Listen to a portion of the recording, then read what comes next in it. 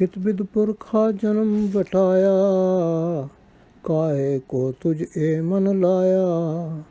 हुक्म श्री गुरु ग्रंथ साहिब, पेज 939-940, रामकली महला फर्स्ट, सिद्ध गोष्ठ, एक ओंकार सतगुर प्रसाद, स्टैंजा 1920। कित बिद पुरखा जन्म वटाया, काहे को तुझ ए मन लाया। Opening lines. The Siddhas sat in their yogic postures and shouted greetings to this congregation of the saints. The Guru answered, "My salutation is to the Lord, my only God, the True One, the Infinite." Here in this conversation with the Siddhas or adepts, Guruji is answering many complicated questions asked by the Siddhas to test Guru Nanak Dev Ji's divine knowledge. Actually, here Guruji is also answering the questions which many wise and learned scholars and scientists raise regarding God, the mind and the soul, and what is their relationship with our bodies.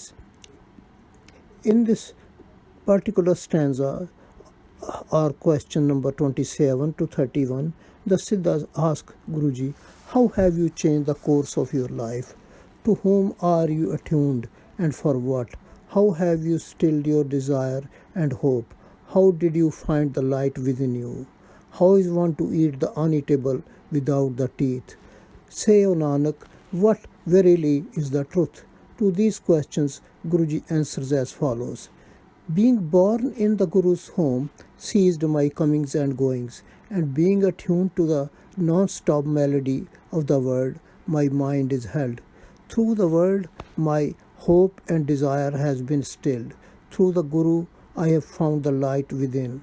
When one overcomes the three modes, the tendencies for vice, virtue or power, one eats the uneatable, and then the emancipator himself emancipates.